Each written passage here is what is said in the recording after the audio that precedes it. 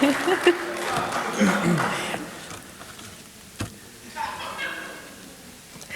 behalf of the students at Delta College, I would like to welcome you to an incredible experience. The ASBG, along with Delta's Mecha Club, have worked together to bring this innovative author to our college campus.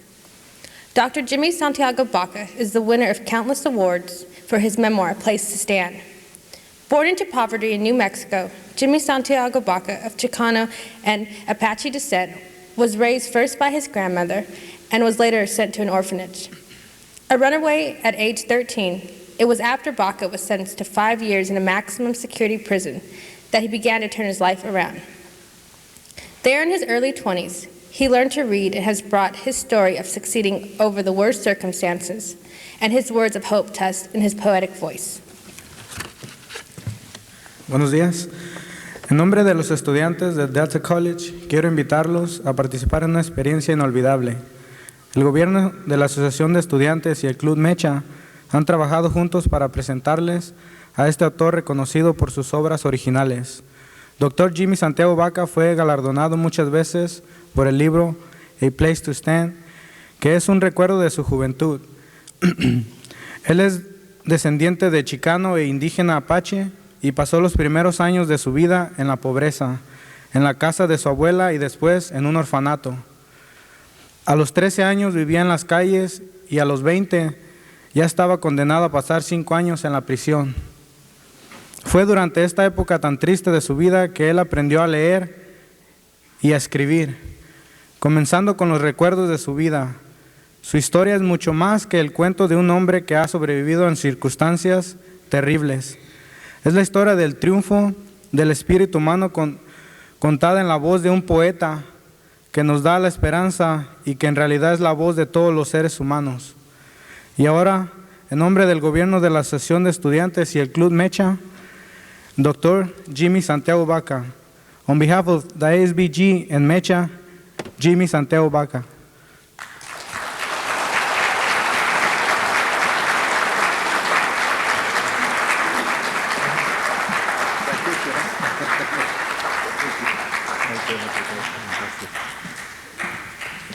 Thank you. Thank you very much. It's a pleasure to be here today. I wouldn't be here today, and this wouldn't have been possible had it not been for Mr. David Farrell, who's sitting right down here next to his son in the student here. It was a sort of thing that we had to accommodate my schedule to come, and because of his hard work and his insistence and the hustle that he did, I'm here.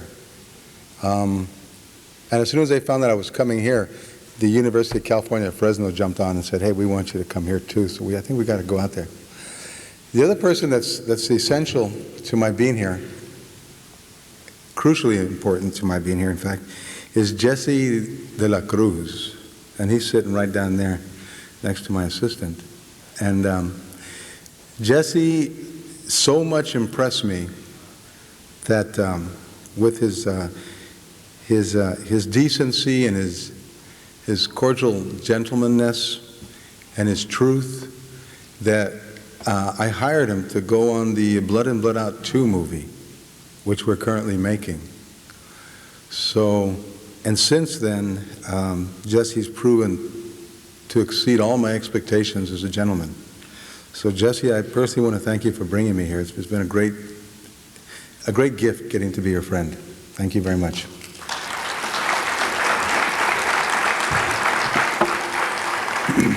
When I started learning how to read and write, I was in a maximum security prison for gang lords that they had brought in from all over the country. I wasn't a gang lord. I was just an illiterate Chicano who was running on an empty tank of despair. And I ended up in prison. And I needed to get back this woman that I loved. And before I knew her, or when I was on the streets,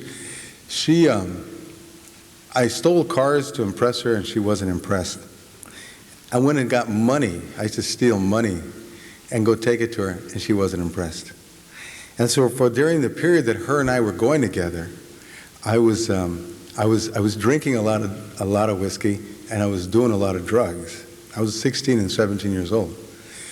And when I finally got in prison, after about 3 or 4 or 5 years, I didn't touch any alcohol, didn't do any drugs or anything. I wanted to write her a letter and say, look, I'm in prison, can you come see me? And up to that point, I had to win her affection by giving her things. So what happened, I had this guy in the movie Bonafide. There was this guy, this black brother next to me in a prison cell, and I was telling him, well, how do I get her back? And he said, write her a really nice poem. So seeing as how I didn't know how to write very good at the time, I stole something. I opened up the Bible and it said Jesus or Christ or God created the world in 7 days, and God created the trees and the waters and stuff. So I went ahead and just put Teresa Maria created the world, Teresa Maria created the trees, and I thought nobody would know. And I showed it to Bonafide, and Bonafide says to me, you can't do that, little brother. He says she's going to know you stole from the God, and she's going to hate you more. So I said, well, what do I do? He said, well, you got to write down your feelings. And I said, well, that's a real problem because growing up, I was always instructed never to show my affections, express feelings. So for the first time in my life, I had to admit that I had nothing, I was nobody, and I was in jail without an education. I had no future. I had nothing to stand on. So I had to write that down. And when you're honest with yourself and you write that down, it becomes devastating. But in another way, it becomes very redemptive. So this is the poem, my very first poem I wrote in 1977 to her. I am offering this poem to you since I have nothing else to give. Keep it like a warm coat when winter comes to cover you, or like a pair of thick socks the cold cannot bite through. I love you. I have nothing else to give you, so it is a pot full of yellow corn to warm your belly in winter. It's a scarf for your head to wear over your hair and tie up around your face. I love you. Keep it and treasure this as you would if you were lost, needing direction in the wilderness life becomes when mature. And in the corner of your bedroom, in the drawer, tucked away, come knocking, and I will answer. Give you directions, let you warm yourself by this fire, rest by this fire, and make you feel safe, porque mujer, yo te amo tanto. I love you. And this is all that I have to give, and all anyone needs to live and to go on living inside. When the world outside no longer cares if you live or die, remember, woman, por favor, te acuerdas, I love you.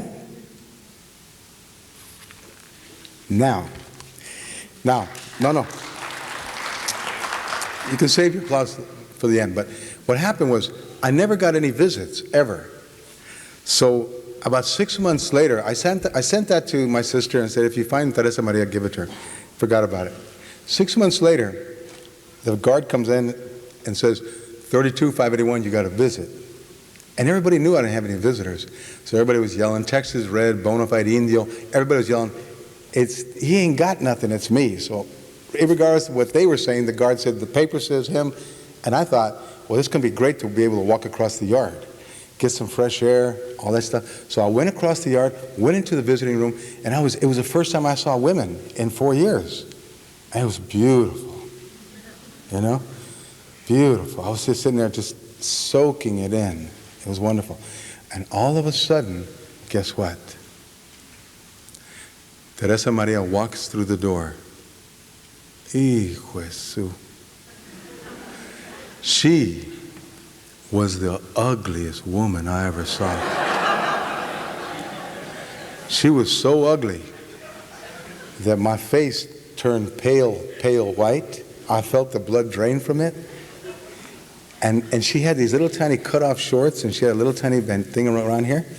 And she says, ¿Qué? You're not happy to see me? And I knew her eyes had that look of being on meth. And she drove all the way from Chicago to see me. And she stood in the doorway, and I realized two things. Well, I realized that whole time I had been with her, I had been high. And when you're high, even a stop sign looks beautiful, you know? When you're high, your car, you want to go out at night and make love to your car, even though it's on bricks, you know? When you're high, I don't know what else to say, except she was there and I hadn't taken any drugs, and I was like, gosh, she's ugly. So she walks up to me and she slapped me. And she says, "Ain't you happy to see me?" And I was dumbfounded and speechless. And she turned around and she said, she cussed me out. She turned around, she walked out of the room. And the guard said to me, "Damn, you're a stupid Chicano." And I was like this. And two things happened to me.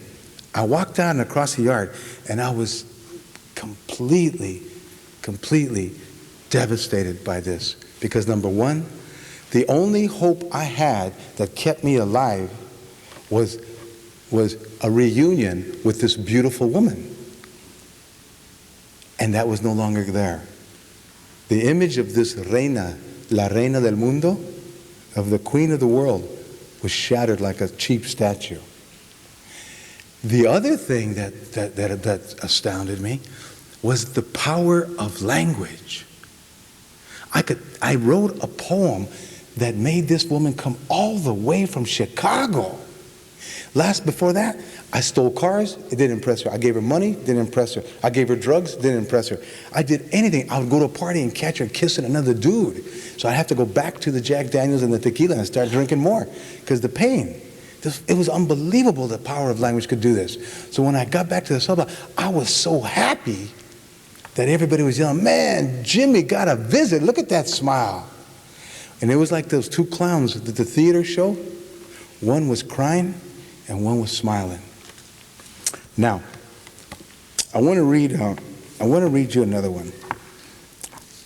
I was in Venice, California, running along the beach, and my brother had just been murdered, and I was not feeling too well that morning, and I was looking for an answer, and so I wrote this poem. Black crows descend on the cottonwoods along the river, bearing omens. They seem to be saying, even sad men are given secrets to survive their loneliness. And the crows, they see me running every day along this path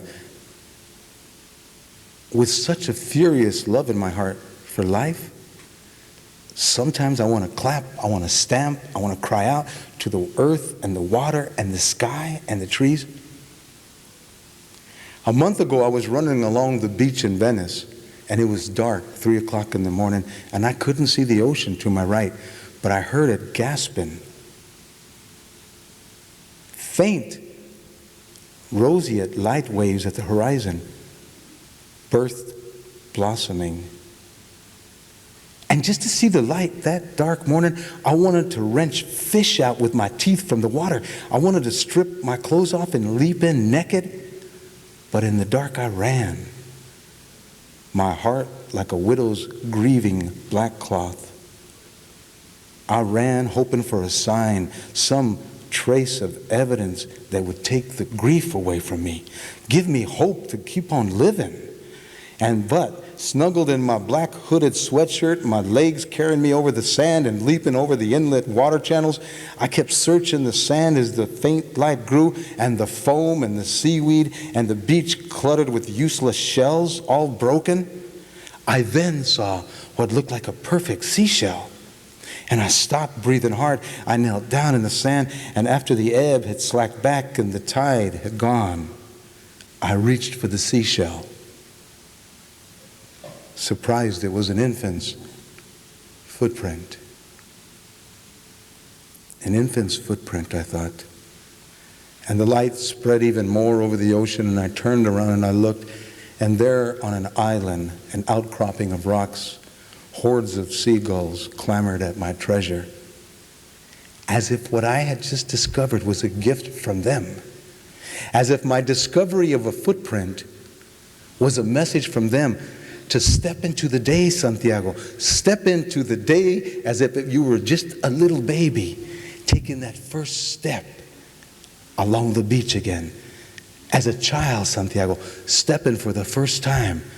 Open your heart full of strength, openness, and expectation.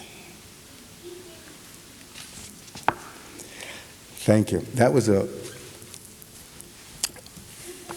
It's a real strange thing. I was down in Sierra Vista, And I had to do an article for a national magazine. There was all these rednecks keeping Mexicans out of the country. And when I do an article, I can't get my own emotions entangled in that kind of stuff. But it was a little difficult when I was staying at the hotel and I got up and I went into the restaurant when some of the rednecks looked at me and said, "There's that damn Mexican." It was a little tough. But I try to teach Chicanos and Mexicanos wherever I go, and I try to teach black brothers and sisters, because I have a lot of them in my school of writing. And I have a lot of poor white kids and women. Asians too, from Ithaca. And the thing I try to do is teach them, if you're going to go out into the world, don't sabotage even your enemies, much less your friends. So when I went there to work with these rednecks that said, I don't belong, I felt like telling them, I live in a village in New Mexico, and we've been there for 500 years. And there are black people in that village, the ancestor of Estebanico, who came here in the 1480s, right? I felt like telling them my history, that we were here before the Asians, the whites, all the people. But I didn't. I sat down, and they were at a table, and they looked at me and said, Mexicans like you don't belong in here. And I ate my oatmeal and said, Virgen de Guadalupe, ayúdame por favor, con paciencia. Please give me patience, right? So when I went out there and got the microphone and asked them, with respect, can you tell me why you're here? They said, Spics like you ain't got no right asking questions of us Americans. Hey, that's good. That's good. Because like I said, much less raza sabotaging raza, because we got the old, what do they call that? The old crawdad thing in the bucket. One gets up, the other one pulls them down. Rather than that, and accusing of each other and spending your time trying to knock the other raza down, I can't even do that to white people. So I went back and I had to give a talk at a book festival. I was a keynote speaker, and there was 2 old white women sitting in the front. And I said to the crowd, can someone help me? Can someone help me not dislike those people? Because I got strength in my heart, and I know that strength is translated into love when I express it. And I know that that love is indefatigably unvanquishable. You cannot beat me down. The warden tried it, the cops tried it, school officials tried it, racist people tried it. I come at you with love. Now, you know what those 2 old ladies said to me? They said, 80-year-old Quakers. Mr. Baca, Mr. Baca? I said, yes, ma'am. I have an answer for you. I said, what's your answer? She said, they were children without love. And I said, Lord have mercy. The next morning at the hotel, when I walked in and they turned and they stared at me, I announced that I was going to be handing out coffee to everybody. That I was going to give them the love they didn't get as children. And do you know how powerful that love was? When I sat down at a table with a bunch of white guys and started putting butter on their bagels, it scared them so bad they got up and left. Now, I could have tried to beat them with my fist and got arrested. I couldn't believe how an act of love made them submit. Is that crazy? When I saw them as children without love like I was, my mama used to put me under the bed in a box while she went out and looked for crack. I was a baby without love. It was phenomenal. And man, and then when I went out to the border to interview them, I brought bottles of water to give them. I said, sir, take the water. And it scared the living daylights out of them. That someone who they directed their hatred on because they were unloved was giving them so much love. Isn't that crazy? That's what we need to learn, that the power we have among ourselves is love, but we were taught by the enemies not to practice it. Instead, what we practice is, no, I'm not going to help you with that. Oh, you're an ex-convict, and because of your past, you can't be credible. I got a doctor's degree, and I still have people in audiences last week at the University of Seattle stand up and say, the hell with you, Dr. Baca. You're a Mexican, and I'm not going to listen to a Mexican. And I had a Chicana stand up in the audience. She stood up, and she was going to hit the woman. And I yelled at her, sit down. Because that's the kind of model of reaction that we were taught by the enemies. I'm going to teach you how to empower yourself. They need to learn a new model from us. From us. Yes, the black people are going to teach people a new model of nonviolence. The brown people are going to teach people about nonviolence. We have that power. We don't use it, but we have it. So we're talking about new models. Now, you want to see what happens when someone comes in and they create racism? This happened when I was a little boy. Pórtate bien. Behave yourself, you always said to me. And I behaved myself when others were warm in winter and I stood out in the cold. I behaved myself when others had full plates. And we went into the city and I stared at them hungrily through the restaurant windows. Behaving like a good boy, Grandpa,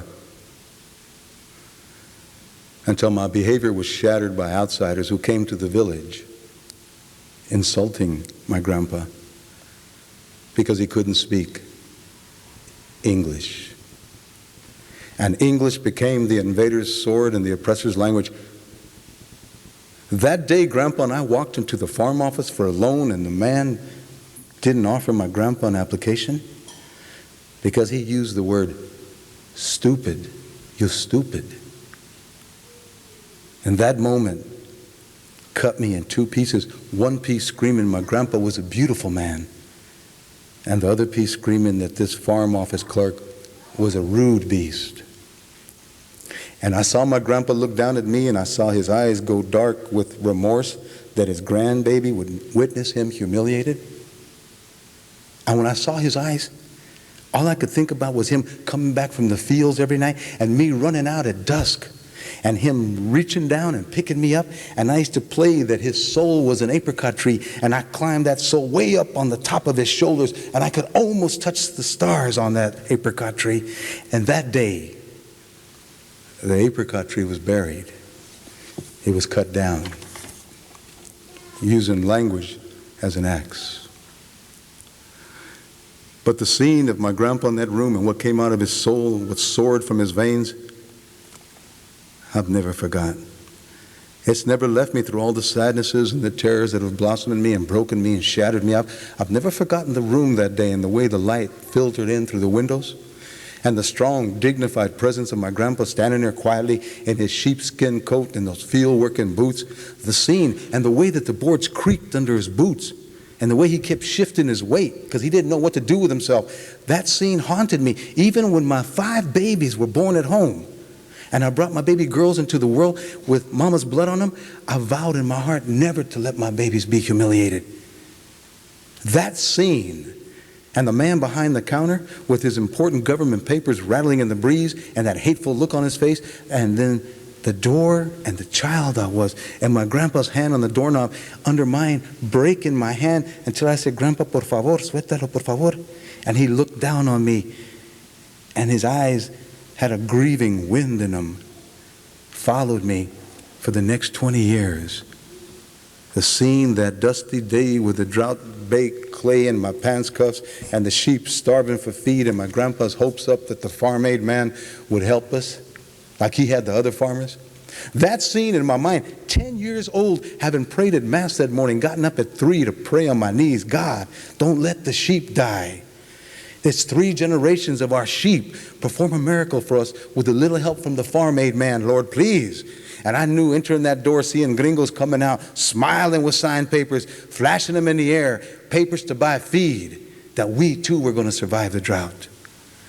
And the scene with its wooden floor and my shoes scraping the sand grains that had blown in, and the hot sun warming my face, and me standing in the room later by myself looking for Grandpa, and the farm-aid man turned us down.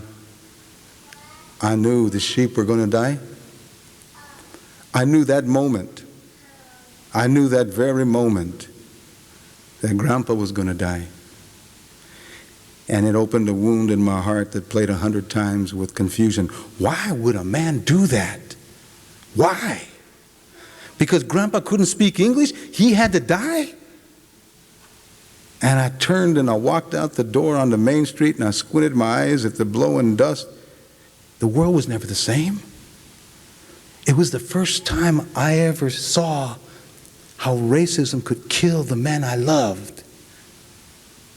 It was the very first time I ever witnessed how it could kill a people's dream. And during all of it, all my grandpa said was, "Pórtate bien, mijito. Behave yourself, my son. Behave." Whew. Okay.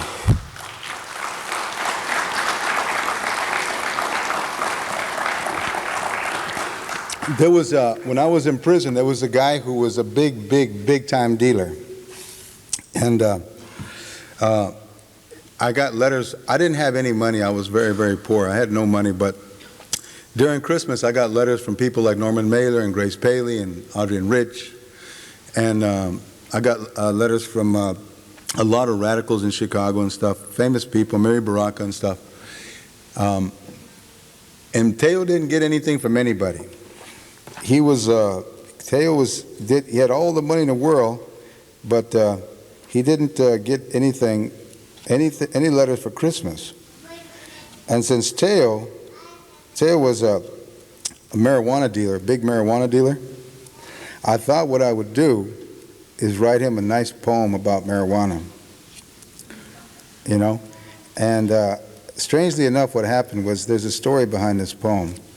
I don't know if I can find it here, but there was in Austin, Texas, I was given a talk against the death penalty with the president and Laura in audience, and I was firing down on them hard, saying, you know what, there are people in this world that do not deserve to die because they didn't do the crime. There was a guy they took to the gas chamber in Texas. You know what he said? After this, what kind of dessert are we having for supper? Dogs have more brains than that. And yet we want to kill people so we can alleviate our own sense that we lost control of society? Well, anyway, I'll tell you a story about that one here. But this is the poem I wrote from, and I'll tell you how this ties into the story. I wrote this poem for Christmas for Teo. It was the night of Friday, and all through the town, not a hooker was working, no narcs were around. The joints were all rolled and put into stacks in hopes that we'd soon be stoned to the max. When all of a sudden there came a loud knock and everyone yelled, "It's a cop, it's a cop." We went to the door to see who was there, to see who it was that gave us a scare. And to our glossy red eyes should appear a pound of Colombian and 2 cases of beer. The guy standing by was wearing a smile, so we invited him in to party a while. He spoke not a word, but started to roll, opened a beer, and lit up a bowl. By 2 in the morning, all had gone well. The people were happy and screwed up as hell. And we heard that guy say as he waved us goodbye, "Marijuana to all, and to all a good high."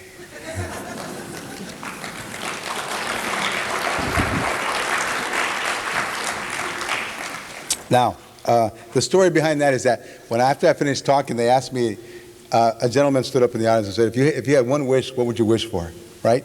And I pretty much got all my wishes fulfilled in life. But I was thinking, and then I said, well, what I'd probably like to do is see my buddy in prison, Teo, the one that was looking at my poetry when I was just a kid in prison. Because he was the prime profile of what we consider to be the ultimate criminal. And that was the man who helped me become who I am. Okay? And I said I'd probably see him, and I heard he was in a Texas prison. So I went to wait in this office with this lady, and we were supposed to be waiting for the lieutenant governor to go have lunch. And I saw a Texas Ranger car drive up. And out of pure habit, I kind of looked through the windows to see if I had to escape. I could, because it could be an old charge, even though it's been 20-some years. And then I saw a blue narc car pull up. And then behind the blue narc car, a Texas Ranger car pull up, right? All of a sudden, the 2 Texas Rangers got out of the car.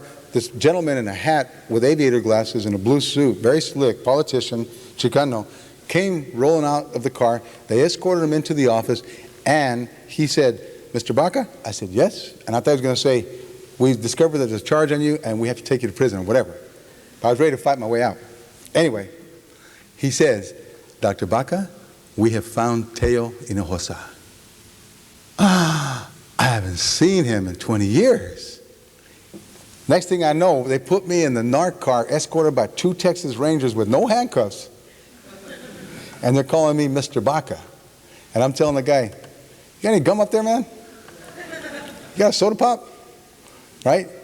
And I'm saying, "Can I have one of those Texas Ranger badges? The same one that they flashed at me at the border when I was just a kid loading mota on planes? Can I have one?" He said, "We'll have to check with the lieutenant governor because this represents power," right? I said, "Well, I could do with that," right? We hit Corpus Christi. Hours later, we hit it.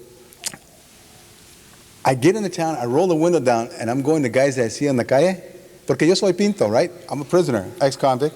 So when I see vatos on the thing that are malías, they need a cura, or when I see guys that are out there trying to hustle up some coke or pick up some heroin or something, I go, "¿Qué ole, carnal?" And I throw the sign to him, and at first he's like, "Ora!" And then he stops and he notices the narc car, and he goes like, there's like this thing in his head that goes, "Okay, the guy threw a sign, yeah, I know that, but he's in a narc car and he's not handcuffed. What's going on," right? There's some real deep stuff going on here, right? So people just had these expressions of confusion on their face. So when I got to the prison, they locked the prison down. And when I walked into the prison, all the prison guys were leaning out the cells looking at me, and the same reaction happened. Like, I was like, "Órale!" And they were like, "Hey, oh, pues, he's being escorted by cops." You know, it was like one of those crazy things where you completely unraveled by disorientation. The world's not like it was, right? So when I get to the place I'm supposed to be at, I hear chains coming down the thing, chains. And I know it's Teo. He's being escorted by guards and he's chained down. So when I stepped outside the door, I saw him and he leaped back. He had chains all over him. He leaped back because he thought they were going to kill him. And then when he saw me, he leaped forward off the ground and I grabbed him. And when I grabbed him, I tore the mask off his face because he had a Hannibal mask on. I tore it off the face and threw it and picked him up and took him in the room and put him down on the chair. I looked at him and my heart broke because it was like seeing Muhammad Ali in his prime in my head and now seeing Muhammad Ali where he can't even talk. He was so messed up. His teeth were gone. His eyes had cataracts. His skin didn't look good at all. And I felt like crying. And he said, "Jimmy, look what prison's doing. Look at me, Jimmy." And I was like, "Son of a gun." I kept saying, "Okay, don't cry. It's all right. It's all right." And I kept telling him, "You look really good, Teo. You look good. You look all right." He said, and then being the complete convict that he is, he says, "Jimmy, where is it? ¿Te me trajiste algo? Pásale." Did I bring him any drugs? I was like, "Well, no, I didn't bring you any drugs, Teo, but if I was knowing that I was coming, I would have brought something for you." And then he got mad and says, "Man, you're always stupid, Jimmy, always. You've always been stupid, right?" So I took that for a while, right? Fast forward the story. He asked me if I could get him out of prison, and I did this and I did that. I got him out of prison. I brought him to New Mexico where I bought a house, a little tiny house for him, and his son's blind. And his son's also a heroin addict, so we put his son in treatment, brought him and his son to New Mexico. He works for me. It was my way of paying him back for the hope that he gave me. And he works for me now. And the funniest thing was that my daughters and my sons gave me this $1,500 phone, a real fancy one. You flip it up and it tells you everything you want to know in life. You can do your banking, everything you want. It's got everything on it. But I hate cell phones. So I took the cell phone, it kept ringing and ringing and ringing outside, and I threw it into the rose garden. Now, Teo hasn't been out of prison in a long time, and he's the landscaper. So he came, little troquita, you know, working and stuff. All of a sudden, the rose bush started talking. And he ran inside, and he thought it was a Bible thing, you know? God's talking to me from a bush, Jimmy. And I believe in God. So I said, "Where, Teo?" And he said, outside, vámonos. So these two old Chicanos run outside to talk with God, right? Because I got questions about this whole racist America, right? God, why did you do this, right? You know what I'm saying? Why do all these people got money and these people ain't got no money? And instead it was, Mr. Baca, you owe your electricity bill. You better call us right away at PNM. I was like, no, Theo, that's a stupid phone. I threw it in there. He says, man, you're stupid, Jimmy. The cell phone don't belong over here. You know? So he was trying to say face. That's where he is today. All right. Now, that's okay. How much time do I got anyway? All right. I wanted to know what would help kids. You cannot understand how crucially important it is for people of color today to step up to the plate. And you can't understand how crucially important it is to have white people next to us. You cannot understand how we can no longer be jealous of each other. America is screwed up. I say that making millions of dollars a year. I say that having a family that absolutely adores me. Man, everywhere I go, people are so much into themselves, they don't care about anybody else. It's like, wow. So my job is to go out and try to teach people how to get out of themselves. Get out of yourself. For instance, like this, get out of yourself. This is a good one about getting out of myself. Okay, no, this is an even cooler one here. This is a good one about getting out of yourself. Watch. This is my river that I love. I love my river. Think about your raza. Think about your enemies. Think about this. Think about this. Every time I say I want to be more like the river, think about the person you hate. I pray at the river. Let all my sensibilities be the breath working of this forest. Let the quiet fire in the green leaf and let the invisible tissues of the roots enter me, bless me, remolecule my DNA to be more the river than myself, to be more it than what I want, to be more it than what I desire, to be more it than what I love. And in all of that love, let me rise like a sweet little blade of grass. Oh yeah, river, you're like mama's hands shape-shifting that heals my wounds. And you keep on moving and twisting, telling me, risk who I am, change, Jimmy. And you keep telling me in all I do to recreate me, to allow myself to be molded by the river's hands. Just like the river there to embrace my failed strength, there to push me forth. Oh, there for me, becoming more the river than myself. Wouldn't that be cool if I was a river? Wow. See, that's what I want to do with the enemies.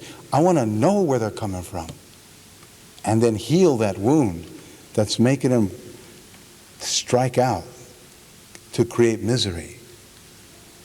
That's it. And I become wise. Now here's a love poem. It ain't so easy to speak about love. So I'm going to speak of other things that might reveal a subtle side. For instance, the way a dry desert wind blew that woman's face veil, that Arabic woman, and it reveals such a beautiful mouth. I want to be that veil laying on her lips. I want to be the veil that the wind blew up. That moment when that woman looked at me, the errands I had to do in town meant nothing. That moment I was ready to leave home with her, go with the money in my pocket. As long as her heart was mine, I wanted to follow that wind. And when I run in the morning and I look for plants that are going to speak to me, offer a sign that I can translate on how to live a better life. Last night I went to the opera and I saw this woman sitting on stage, and she was a cellist, and the music that she was playing made her emotions a dark rain of sorrow. And it was like the instrument was a flower that was opening with her sorrow. And when running in the morning, damn, I want my life like that. But I try to talk myself out of growing. Like, I don't like that other Chicano guy, man, because he thinks he's this. Or I don't like that other guy because, you know what, he's got too much ego, is it? Or you know what, if I can't breathe with dignity,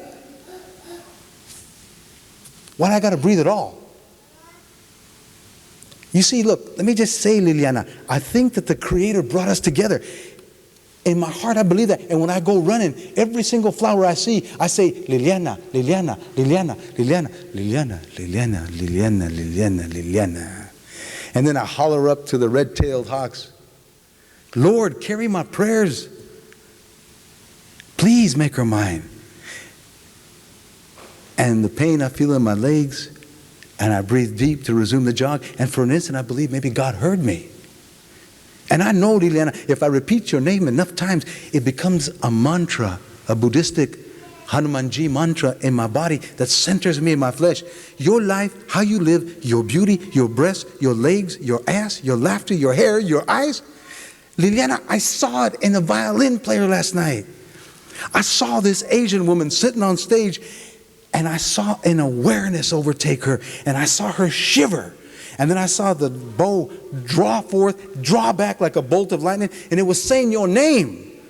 And then she flung her head down, she flung her head up. She was begging the music to please come out, the music that she was yearning for. And with all of this, Liliana, everything I see in the world that tells me about you, if you ask me how to spell the word heart, I couldn't do it. Or at least I wouldn't do it in diamonds or poems or money, but I'd have to go back to the sand and write in the sand the letters P-A-I-N,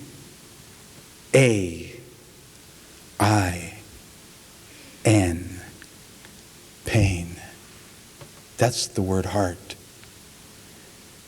But I would know that by morning, the tide would have washed it away. Liliana, you're the tide. You're the tide. Sweet. Okay. I'm going to read, I'll read two more, okay? And then if you want to ask questions, we can. Do I have time for two more? Two more. Okay. I'll read two more. I'm going to read one more. That way you can answer some questions. You can ask some questions, okay?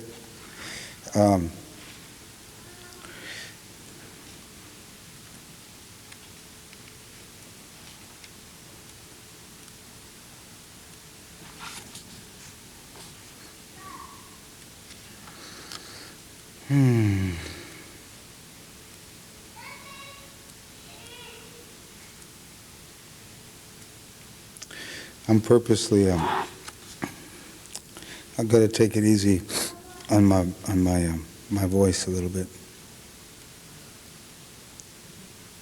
Oh, here's one. Here's a cool one.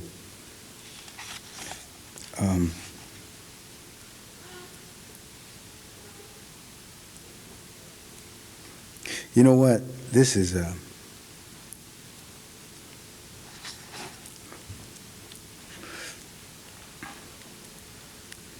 do y'all hear that voice? Okay, this is a good one. It's a little small one, and then you can ask questions if you want. I asked my daughter what I should write about.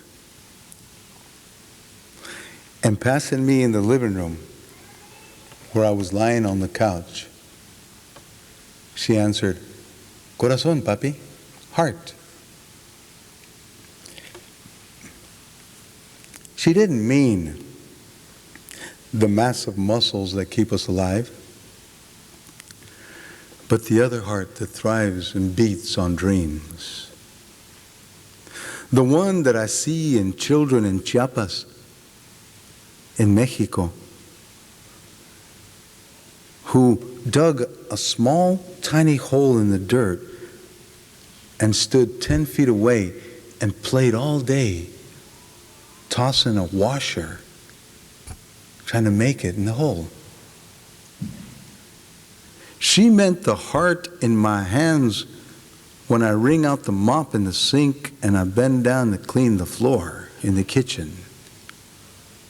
She meant the heart that bled thorns into her flesh when me and her mom quarreled and accused each other. She meant the heart that pulsed so strong in that little body when she got a piece of the ball at the Little League game yesterday. And she meant the heart that shriveled up when the drug addict stabbed a vein, not the mass of muscle. She meant the heart that blistered on a man and a woman's hands picking all day in the fields.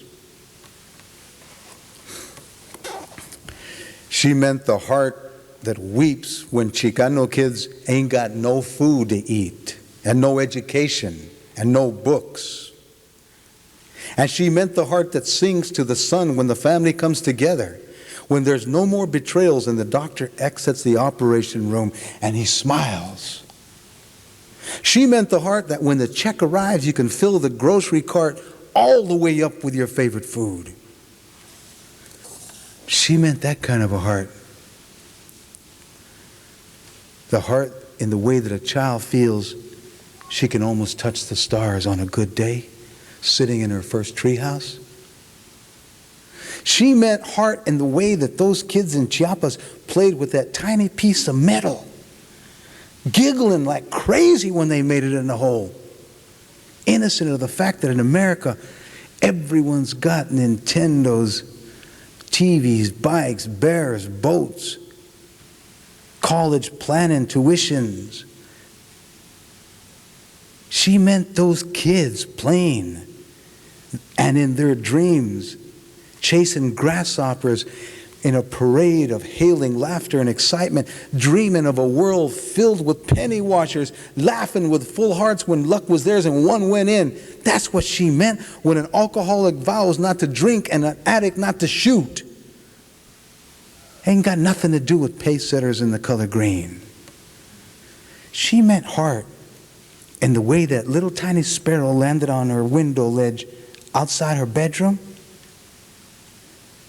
welcoming her to a new day filled again with little washers and dusty holes.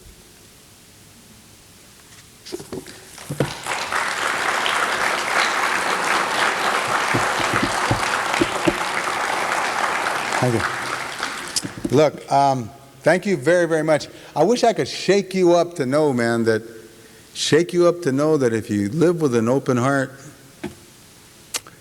don't have to abandon your cultura, don't have to abandon your chicanismo, your mexicanismo, you don't have to abandon your black culture, your white culture. You take it with you as a gift to contribute and make the country richer. Because right now, everyone's gripping onto the bag of gold they got and they're letting nobody in through the door. You're making prisoners of yourself. Okay, anybody got a question? You don't want me to tell you the story about no questions, do you? Yeah. Yes. You got to step up to the mic, brother. I can't hear you because I'm. Once you get past 50, bro. Is it on? The whole paradigm of love that you're talking about, Victor Villaseñor wrote about it. I remember the page, I read that, page 178. Did that affect you in any way? That whole thing about self-hate and what happened with the Gachupines and the Mexicano and Mestizo and how we create the same self-hate that our colonizers have given us? Probably Victor Villaseñor wrote about it, and about 700 other people wrote about it. Yeah. And about 7 million people wrote about it before then. And all I can say is if they all wrote about it, I am so, so happy to be part of that history. I never read the book, but it's on my to-be-read shelf. All of his work is. He's a really wonderful writer. I don't know what you're referring to because I haven't read the book, but I do know this, that when we talk about new models, I mean taking the books that you are studying and burning them. If they do not help you love yourself, then what's the point? Because I never met anybody who I could call educated, who hated themselves. And if you're brown and you're black and whatever else color you are, if you're an engineer and stuff, the books teach you to hate yourself. That's why we got engineers making nuclear bombs that can kill 2 million people. And that's why we got insanity. A man in Iraq on TV saying, Arnold Schwarzenegger, help me. As if he really believed that the movies were true. He really believed that Arnold was a Terminator. And I said, Arnold Schwarzenegger, you have the responsibility of going over there and helping him. You know what he's doing? Having lattes in Beverly Hills, getting plastic surgery on his face. And the man's dead. But what happens when you believe in fantasies like that and you vote for him? You actually believe he's going to help you like he does in the movies? So the whole aspect of love is preached and practiced by 1 million people. And it's so proud that Victor Villaseñor is one of them. Yeah. Speaking of movies, you gonna write another one? That's what I was gonna ask. We're doing 2 right now. I'm writing one for Jennifer Lopez called Carmen. I only did it just so I could touch her butt. No, kidding. I wanted to get up along that heat. No, I'm kidding. No, I'm just kidding. I'm writing a musical. I got a musical done, and we're also doing Blood and Blood Out. And Jesse de la Cruz, the consultant from Mexico is Juanito right there. Came all the way from Durango, has been working on research. And Jesse de la Cruz is doing the research for up here. And yeah, so we're doing those 2.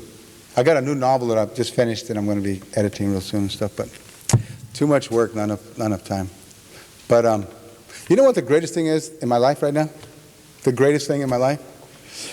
Besides having wonderful, wonderful friends like Mr. De La Cruz teaching me how wonderful it is to be honest. The man is really truthful. I just love him. But anyway, I used to come home, a lot of money. I even bought a Lamborghini one time, right? Because I got paid for something I wrote in Hollywood. I went out and I was high, stoned to the gills on coke.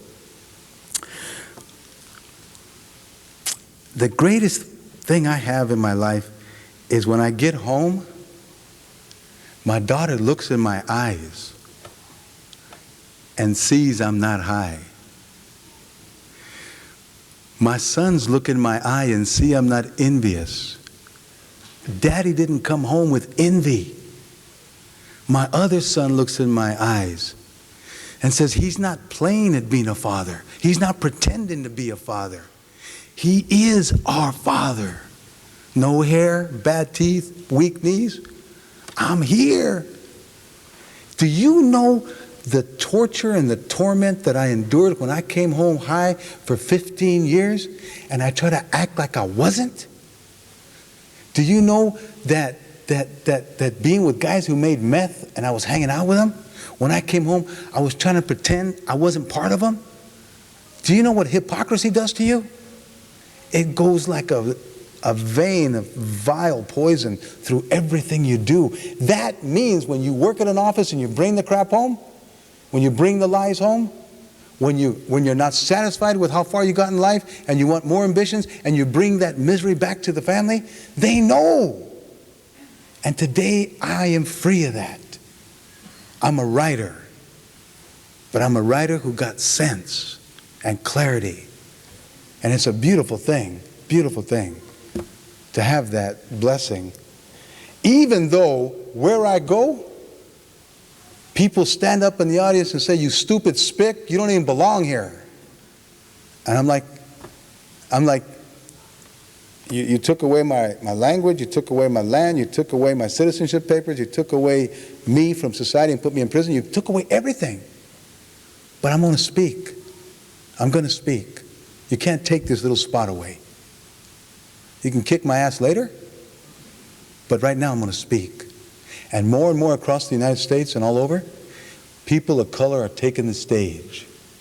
But it doesn't mean we got to be mean to the people, because if we're mean to them, we're practicing the same crap that they gave us that we practice on each other. We don't need any more of that. You don't, really. And I'm trying to tell you that if you do that, money will follow you. You'll paint better. You'll dance better. You'll even make love better. You'd be in bed saying, man, that Baca, hey, Lorenzo, that Baca's bad, dude. Come here. No. And he just said, love, love, love, just be, be, be. All right, next question. Anybody got a question? Yes. Is there a history behind the poem? This is number 26. Is there a poem, a history behind what? The poem called This is number 26. Number 26 in this book here? I read it from the CD called The Greatest Poems of Century. There's actually a very serious part of me. I don't know what page number 26 is on. Do you know what it is? No, it's... Oh, this one here in this book? yeah. Oh. Oh. Yes, there is a history behind it. Yeah. Yeah. It was, I wrote this poem, number 26, because I saw an old writer crossing the street one night when it was snowing in a top coat with a hat, he had a trench coat on, and he was an old writer that I loved a great deal. And he was waiting on the street for the traffic to stop, and it was nighttime and snowing, and I looked at him, and I wrote the poem later on.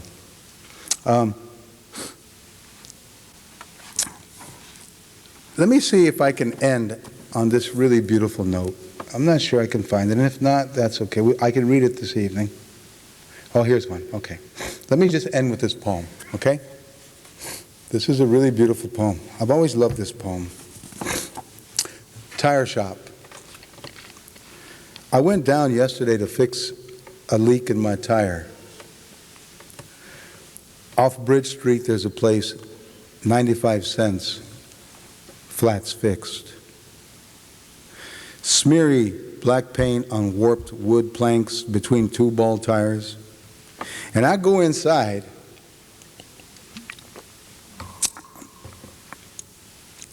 an old black man with a Jacket Gleason hat, greased soft, with a mashed cigar stub in his mouth. And an old Chicano guy working the other pneumatic hissing tire changer. The walls are dark with rubber, soot, blown dust everywhere. Rows of worn tires on gnawed board racks for sale.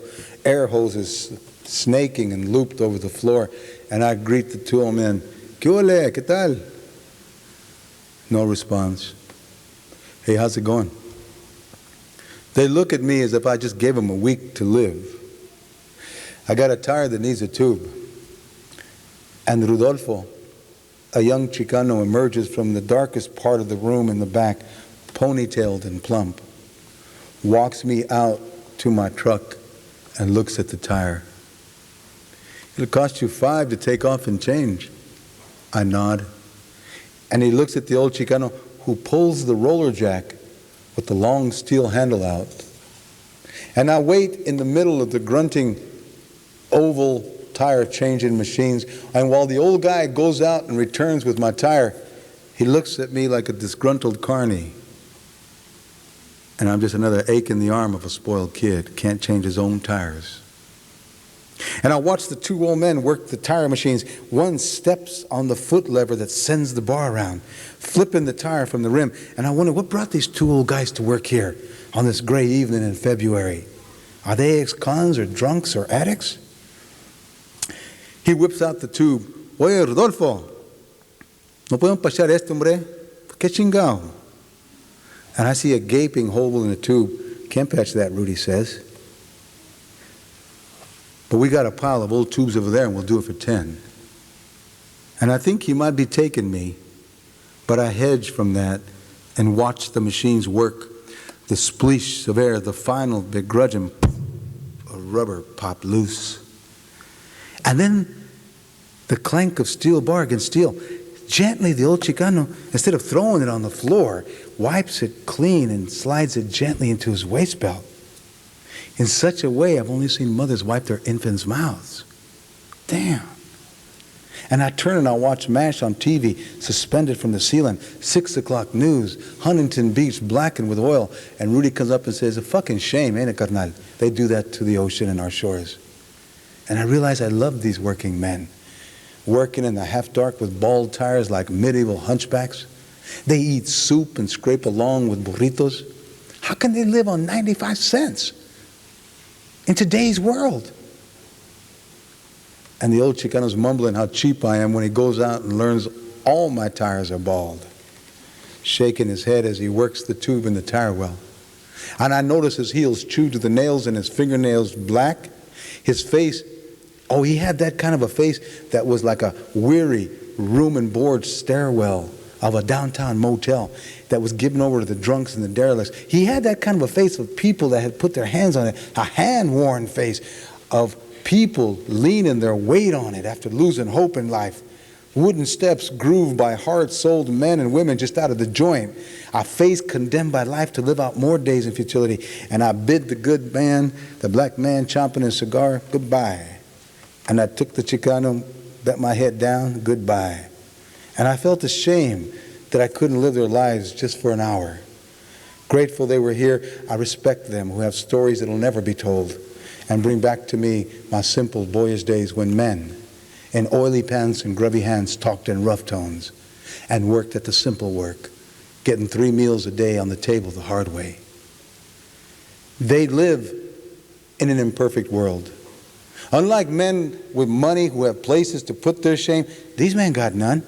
And while others put on planes on Vegas trips, new homes, they got none but to put the shame on their mothers and their kids, themselves.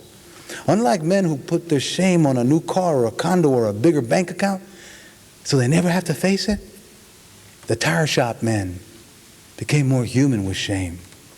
And I thought of the time that my brother betrayed me. We both vowed that we'd be together forever. And at 14, he went to live with rich folks. And I was taken to the detention center. No place to live. I became a juvie filled with anger at my brother who left. These tire shop men made choices never to leave their brothers. And I saw in them shame with no place to go but back into the man's face, into the man's hands and work in silence. And as I drove away, nearing my farm on the outskirts of the city, in February, I saw a water sprinkler that wasn't supposed to be on. A single water sprinkler shooting an arc of water over the fence and the grass of the neighbors hit a weed-stickered spot in my field that grew the only flower anywhere around. And in the midst of the rubble and the brush and the stones, that water hit. And it touched the dormant seed that blossomed all itself, despite the surroundings. And something made sense to me then when I looked at that flower. I'm not quite sure what. Taking what came his way with dignity? I don't know. But that night, in my dream, for the first time ever, I cried for my brother as he was leaving. And all the words I used to use against myself, like you're no good and you're shitty and you're a failure, all that bad feeling dissolved in my tears, and my tears poured out of me in my dream, and I wept for my brother, wept when I turned, begging him to come back. He was not available for me when I needed him. And all my tears flowed, and how I wept, and my feeling, my pain of abandonment. All my tears became that arc of water. I became the flower by sheer accident in the middle of Stockton, blossoming. Yeah.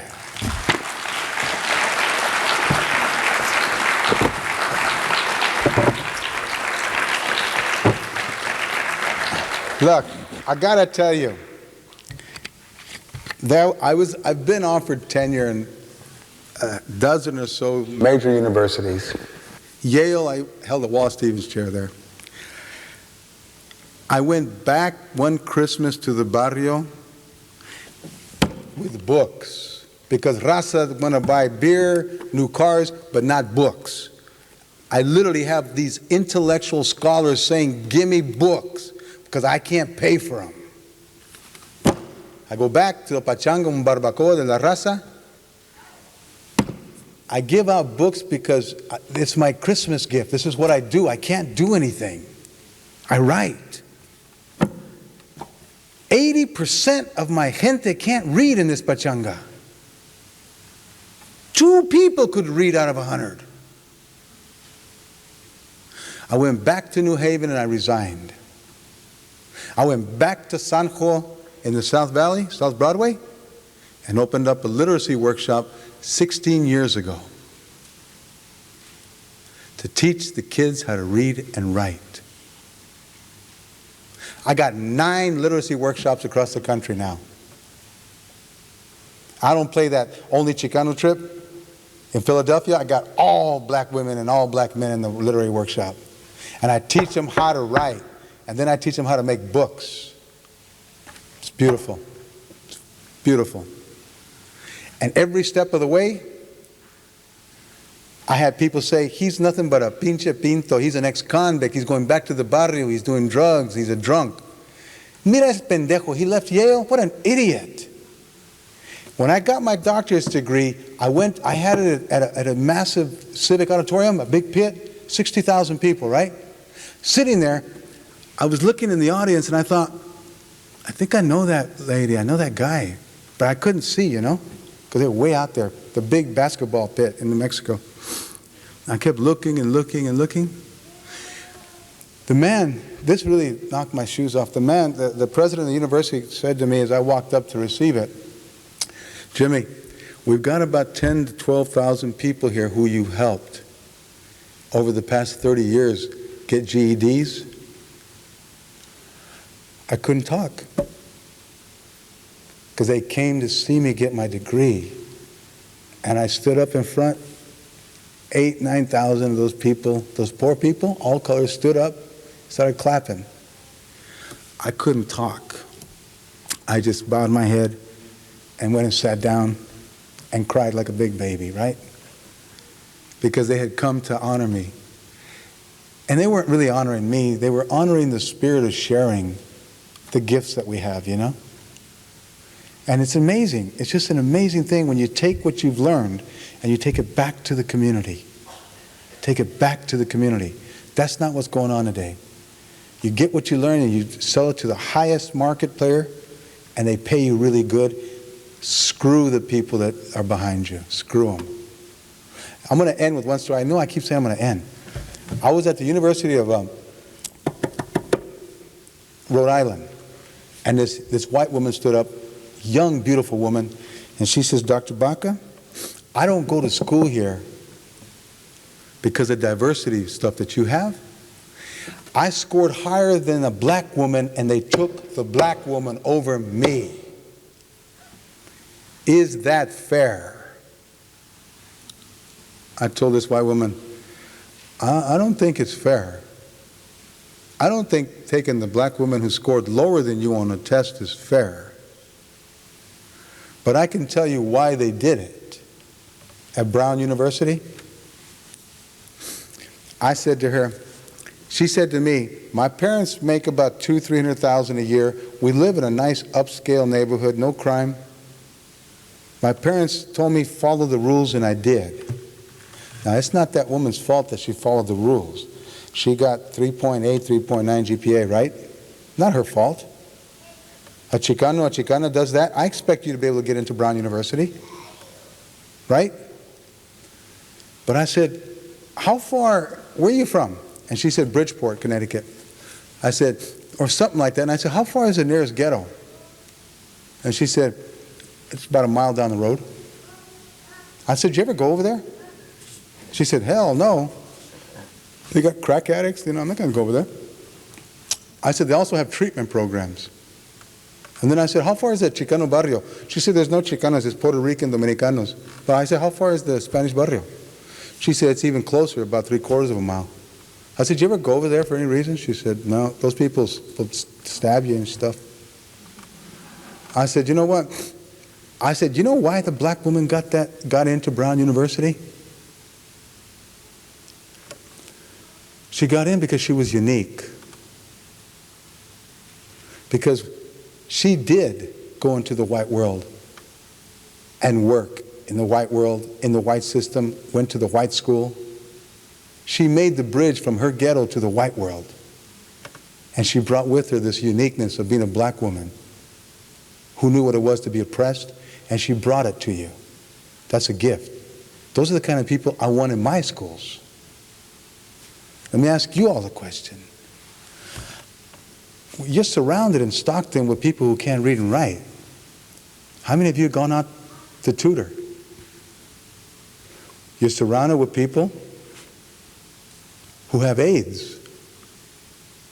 How many of you have gone out and worked with people who are dying? You're surrounded with gangs, and you're watching them kill each other every night on TV. And screw all that other crap about this or that or this. How many of you have gone out there just to talk to one of them? Just to say, I'm sick of going to the cemetery and seeing 9-year-old kids murdering themselves. Well, I got an education, but I can't even do that. But I can pass a test that says, never, ever, ever go back there. Let the young children die. So what kind of world are you going to be living in if all the beautiful children are dead and you're making your money? It's really sad. That white girl didn't get into Brown because she wasn't unique. Because I love it when a white sister and a white brother go with me. Man, they're powerful allies. They're powerful. They're powerful. But you got no excuse, people of color. You are unique. And you're wasting it. You're wasting it by not showing the world how many talents you really have. Thank you very, very much.